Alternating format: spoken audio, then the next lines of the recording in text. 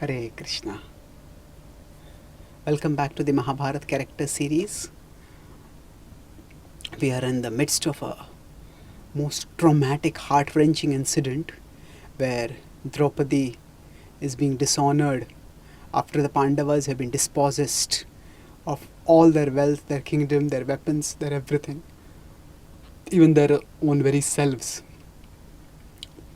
So, when Draupadi was dragged into the assembly and she was being insulted, at that time Bhima could tolerate it no more, and he jumped up and he said to Yudhishtira, "O king, there are many kings who have maid servants in their assembly, in their houses. Even those maid servants they treat with respect. And yet this girl who was entrusted by her father to our care, she is being dishonored because of your addiction to gambling. It is these hands of yours which have caused her this great humiliation. I cannot tolerate this." He turned towards Sahadev. He says, "Sahadev, bring fire. I will burn the hands of Yudhishtira." Duryodhana and Dushasana and Karna, seeing this fury of Bhima and the dissension between the Pandavas, became delighted. Arjuna grabbed the head, the shoulder of Bhima, and he said, "Oh Bhima, how have such words come out of your mouth? You know for sure that Yudhishthir played this gambling match only out of obedience to his elders. Even amidst great provocation, he did not give up the path of virtue. What he has done will lead to great virtue. Do not increase the joy of our enemies by speaking words against him." Arjuna was intelligent. First he spoke words of wisdom, but when they did not have effect, he spoke that which would surely bring Bhima back to his calm state, restrained state. He mentioned how Duryodhana was delighting. Now, Duryodhana's envy and hatred towards Bhima had also kindled hostility towards him in Bhima's heart. And Bhima would never want to give any joy to Duryodhana. Bhima immediately calmed himself down, taking a deep breath. He said, "Oh brother, you are right. If I had not known that Yudhishthir had been virtuous even while gambling, I would never have let this gambling match take place. In fact, this Kuru assembly would have been destroyed by my arms for having caused such great humiliation to Draupadi." So after speaking this, everybody said, then Vikarna spoke, and then Karna responded. And then finally Dushasana, at the suggestion of Karna, approached Draupadi to disrobe her. And as he approached, Draupadi tried to flee away, and Dushasana ran after her and grabbed her garment. She had a single garment, and disrobing her would mean she would be publicly dishonored. And she held on to her garment desperately with all her strength, but her strength was no match to Dushasana. And Dushasana pulled and pulled, and she started moving around like a spinning top, and her sari started coming away. And as she realized she was helpless, she raised her hands and begged, "O Keshava, O Govinda, O beloved of the gopis, O master of Vrindavan, O soul of the universe, O creator of the world, O master, I am sinking in this Kuru ocean. I am overwhelmed with distress and losing myself in this misery. Please, O Lord, save me." As Draupadi called out to her Lord desperately, a great miracle happened. Nobody could understand what was happening, but Krishna in Dwarka heard the fervent appeal of Draupadi, and he appeared there in invisible form, and he gave an inexhaustible sari. So although it was a single cloth and it should have got exhausted immediately, Dushasana kept pulling and pulling and pulling, and the cloth never got out. Some acharyas say that the Lord himself incarnated as a sari, and just as the Lord is unlimited, the sari became unlimited. And he covered the body of Draupadi and protected her honor. And Dushyasan kept pulling and pulling. He was a formidable warrior who had huge amounts of strength. But all his strength got exhausted. But the sari did not get exhausted. Just by pulling and pulling, he lost his energy and collapsed on the ground. And seeing this great miracle, all those virtuous people who were there in the assembly, who had been mortified by this horrendous turn of events, they praised the virtue of Draupadi and they chastised Dushasana. The assembly fell silent. And yet, Duryodhana's insolence was so great that even after seeing this great display of this extraordinary miracle, his heart was not affected in the least. The malice remained still, and the arrogance, the envy, the desire to hurt the Pandavas remained. Vidura got up and he said, "Oh king, this is enough. I had told you at his birth of the Dhritarashtra of Duryodhana, abandon him. Otherwise he will cause the destruction of the whole dynasty. Can you not see that happening now? Abandon him now." So Karna got up and he said, "Whatever has happened fairly, and Draupadi is won over. Take her to the maid chambers and let her serve the family members like other maid servants." And Dushasan again walked towards Draupadi to drag her again. Draupadi pulled herself free from him and she folded her hands and she, "Wait, O wretch, I have not yet offered my respects to the assembly. O elders, please forgive me, because I was brought forcibly over here, so I could not offer you my respects." He said, "All of you are the knowers of dharma.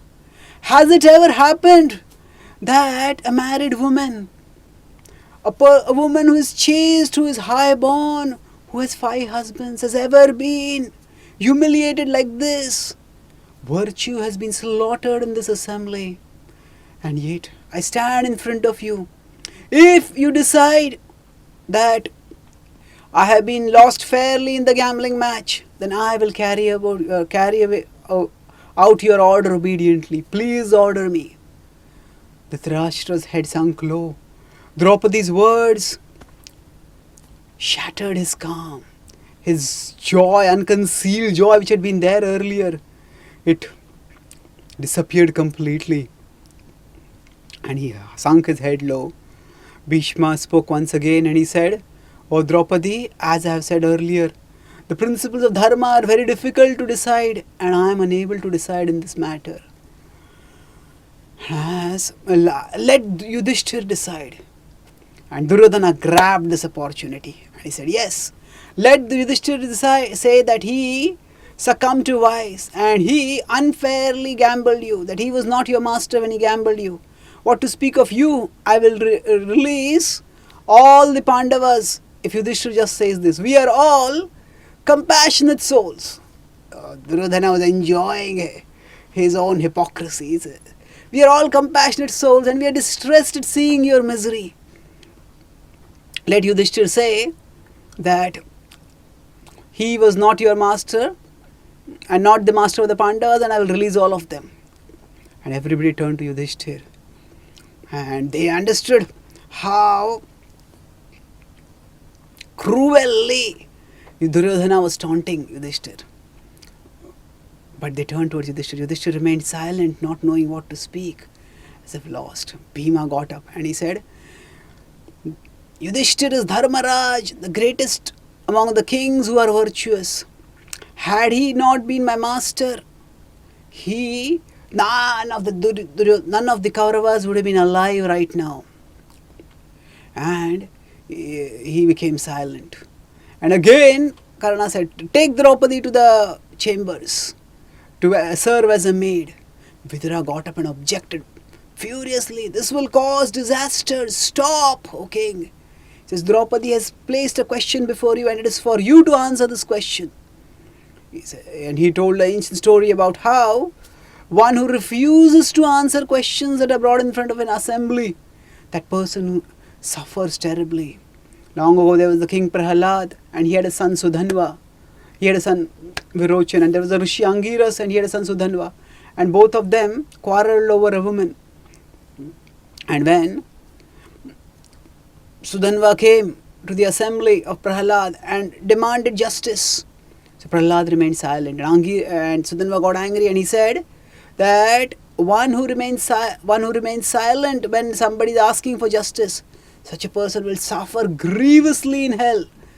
Because when a crime is happening, to be silent in watching a crime is also a crime.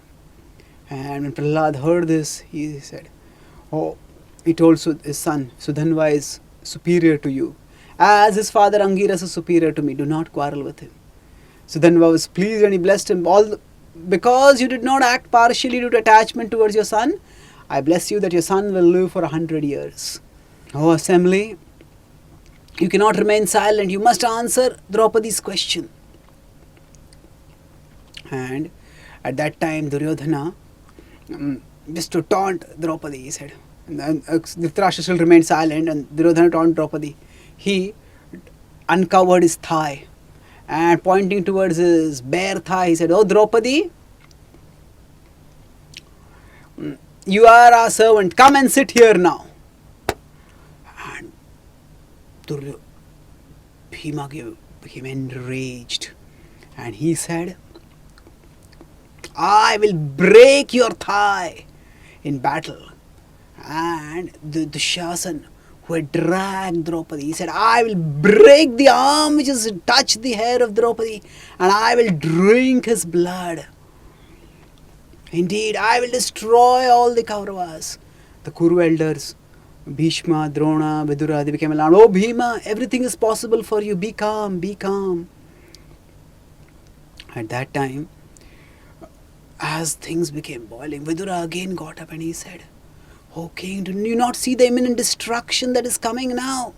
Stop at once. Things have gone too far. At that time, a jackal roared. Actually, jackal itself is an auspicious animal, but a jackal, not from the forest, but from the sacrificial chambers of Dhritarashtra, where there is supposed to be auspiciousness, there was an auspiciousness. And then, at the same time, there was a response of asses braying, similar to what had happened when Duryodhana had been born. And then there were vultures shrieking. And Dhritarashtra realized that things have gone too far. And he said to Draupadi, Oh Draupadi, no, you are very virtuous and chaste. And what has happened, please excuse it. You are our daughter. Please ask for some blessing. Draupadi said, even after such mortification, she knew Yudhisthira was virtuous. And she said, please free Yudhisthira. Said yes. And then he said, ask for something more. He says, and please free Bhima, Arjuna and the twins and give the Pandavas their weapons back. Said, yes, immediately. I am not satisfied. Ask for something more. Said, no, a Kshatriya woman should not ask for more than 2 benedictions. And now that my husbands are free and have their weapons, they will regain wealth again. I have no anxiety about that. Although she had been just left protectionless amidst the presence of her husbands, but she still had faith. And she knew that they had acted with virtue. It was others who had refused to act according to virtue.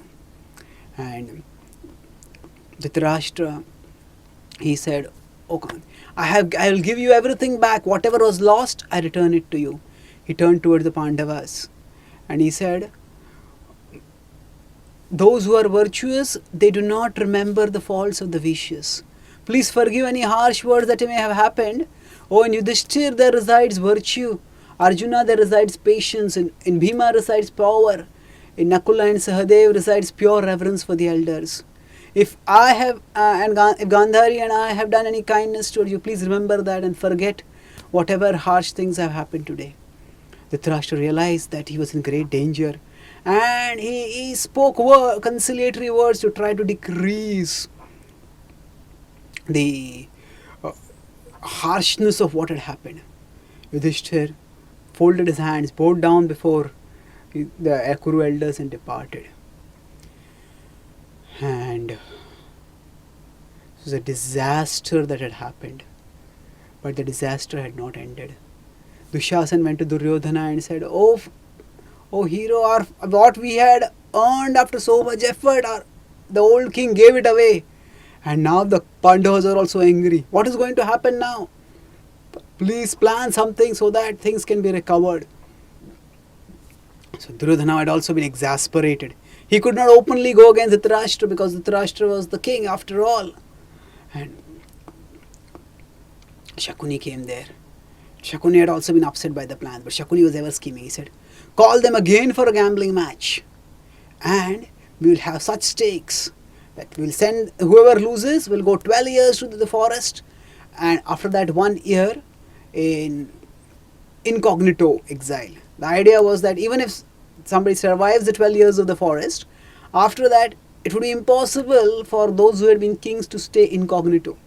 It would be too humiliating for them, and on top of that they would be so famous that they would be detected. And again, if they are detected during that 1 year, they have to go 12 years again, followed by 1 year incognito. So like that, Shakuni said, we can send them to the forest forever. So Duryodhana immediately went to Dhritarashtra and told the plan. Dhritarashtra said, stop it now, don't do such a thing. Things were about to become disaster. We already had a big enough disaster, not anymore. Duryodhana said, do you think that the Pandavas are going to stay silent after this? They are already angry and they are going to take revenge. If they have their kingdom and their forces and their wealth, then they will be impossible to check. If they are in the forest, then at that time we can form alliances and we can increase our wealth and our forces, and then we will be able to counter them.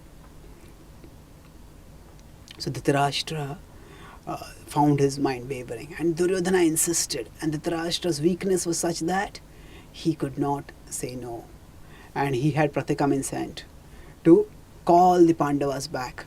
When again the Kuru elders heard about this plan for another gambling match, they opposed, but still it was to no avail. When Gandhari heard about the plan for another gambling match, she could take it no more, and she came straight to Dhritarashtra. And she said to her husband, she had been aghast to hear about how Gandhari had been, Draupadi had been disrobed. Said, did Duryodhana have no scruples? What horrible things had he done? Says, O king, who would want to put fuel on a fire that has already been extinguished? When Duryodhana had been born, Vidura had told you to abandon him. But you did not follow. Now just see what this disgrace of our dynasty has done. He will cause the destruction of everyone. Abandon him now. Actually it's so difficult for a mother to say this, abandon your son. But she knew what Duryodhana was doing and how it would cause disaster. And she wanted to bring her husband back to the right path. She knew that Dhritarashtra would not abandon Duryodhana, but at least if you cannot do that, then don't allow this gambling match to happen. Who will want to further provoke enmity with the formidably powerful sons of Pandu? Dhritarashtra knew that Gandhari had always been his chaste wife, always caring for his well-being. And yet now he could not hear her words. Vidura had told him earlier while giving good instructions that humility is a bitter, pungent, unintoxicating and revolting medicine. But one who still takes it regains sobriety and acts virtuously for one's own good. However, at that time, Dhritarashtra had been unable to drink that medicine of humility, and now also things were not going to change. And he said, If it is the will of destiny that our dynasty will be destroyed, who am I to stop? Let God's will take place. The gambling match will go on. And he went away. Gandhari knew it was hopeless. Disaster was inevitable. And the Pandavas had gone a considerable distance towards their kingdom, and suddenly they saw horses rushing towards them. And Pratikaman came and told, the king has called you for another gambling match. Yudhisthira understood immediately what must be the plan of the Kauravas. And he turned towards his brothers and he said, all of us have to get the results of our past good and bad deeds. We cannot, irrespective of whether I gamble or don't gamble, those results will come. No, a golden deer had never been seen. Yet, when Ram saw that deer, despite knowing that this was a result of illusion, still he chased after it. And then Sita was lost. Knowing that gambling will lead to disaster, still I cannot abandon the path of virtue. I cannot disregard this command of my elders. So was Yudhisthira being fatalistic? Dhritarashtra had been also saying, let destiny happen. What is destined, let it happen. Yudhisthira is saying, what is destined, let it happen. Are both the same? No. Yudhisthira is doing his duty. The Vedic culture is not destiny centered, it is duty centered. So Yudhisthira is saying that I have my duty to follow my elders. I will follow that duty. Dhritarashtra, on the other hand, also has a duty. His duty is to protect his subordinates. But he is neglecting his duty. So his recourse to destiny is unjustified. It is malicious. Yudhishthira's recourse to destiny is that whatever be destined will happen, I will stick to my duty. And again he came back into the same assembly hall. And when the stakes were announced, the kings cried out, "Fie, fie." Yudhishthira knew he had no chance to win. But yet he had agreed because despite his best effort, despite his desire to avoid conflict, despite his willingness to always obey his elders, conflict seemed inevitable. He did not want to bring the conflict into the open immediately. That's why he agreed to the gambling match. And when the stakes were announced and the dice was cast, again Shakuni won. And the Pandavas had to go to the forest. The Kuru elders were shedding tears. And Duryodhana and Dushasana were celebrating. And he said, Dushasana said, "Cow, cow," he said to Bhima, "Cow, cow." And Duryodhana said, "Go to the forest, O beggars." Taunting. Draupada has not chosen wisely by entrusting Draupadi to people who have become utterly penniless. They kept insulting. Bhima could tolerate this no more. He said, he turned towards the Dhritarashtra and towards the whole assembly, and he said, "I will kill all the Kaurava, 100 Kauravas. Arjuna will kill Karna, and Sahadev will kill Shakuni. Know that these words will come true, otherwise let me not attain the region attained by my ancestors." Arjuna spoke in anger. He said, "The promises of those who are virtuous are never false." He said, "That Karna who is malicious, arrogant, harsh-speeched, I will slay him. And I will slay all those warriors who dare to oppose me in the war that will take place if our kingdom is not returned to us after 13 years. Arjuna knew that Duryodhana would never return their kingdom, and that war was inevitable. Sahadev said, "Oh Shakuni, the dice that you have cast at us is not dice. It is arrows, sharp pointed arrows that are directed at your own eyes. And those arrows will destroy you. Whatever you have to do in this world, do it now. Because soon you will meet death at my arrows." Nakula also took a vow to destroy the followers of Duryodhana. And then Yudhishthira went to the Dhritarashtra and to the elders. And he said, I offer you my respects and now depart to the forest, seeking your good wishes and blessings. The Kuru elders were too ashamed to reply. They remained silent. Vidura alone spoke. He had commendably, repeatedly opposed the grave injustices and atrocities that had happened in the assembly. He said to Yudhisthira, O Yudhisthira, O Pandavas, do not grieve too much for what has happened. Now, you are learned in scripture and you can increase your learning further in the scriptures by associating with sages. This withdrawal from worldly affairs will be good for you. Increase your virtue by living in the forest and delight in each other's company and in the company of the chaste Draupadi. I pray for your well-being. May Surya bless you with energy.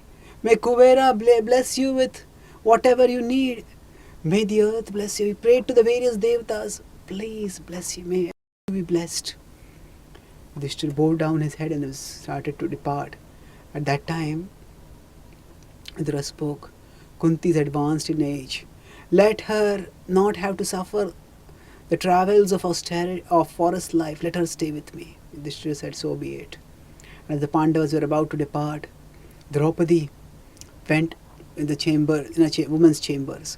And as she entered, all the women there started crying.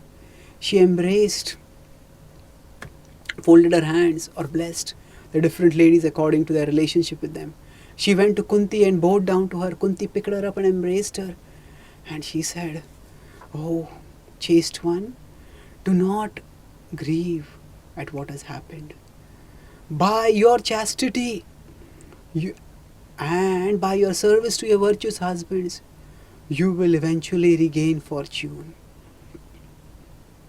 Stay committed to their service.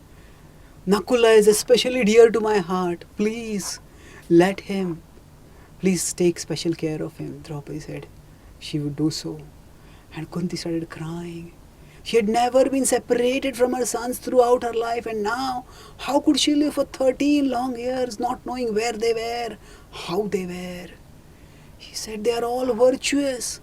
How are they suffering so much?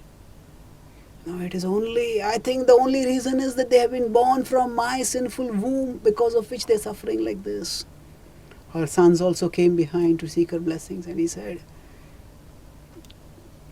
how will I be able to live without you? I had no sons, and after so much difficulty I begot you. How can I live without you? She embraced Sahadev and he says, oh Sahadev, you stay with me here and earn the merit of serving your mother. Let the others go to the forest and serve the sentence of exile. She started crying bitterly and she said, oh gods, please help us. She censured the elders who had allowed such a great travesty to happen. Oh Krishna, it is said that you always protect those who remember you. Are these words going to be false? Why are my beloved sons suffering like this? Why has this great calamity come upon us? The Pandavas could not tolerate the grief of their mother. They tried to console her as best as could. Vidura came and took her by the hand and slowly led her inside. And the Pandavas, wearing ascetic robes, started going towards the forest. And the citizens had come to know about the horrendous events that had happened and how their beloved Pandavas were now being exiled. They are assembled on the roads to see the Pandavas depart to the forest. Thus, that deadly gambling match, which happened in 2 installations, ultimately led to the great disaster of a permanent, irreparable rift between the 2 branches of the Kuru dynasty. Despite the Pandavas' adherence to virtue, the stubbornness and the maliciousness of the Kauravas rent them apart and sowed the seeds of what would be a devastating war 13 years later. We'll continue in our next session. Thank you. Hare Krishna.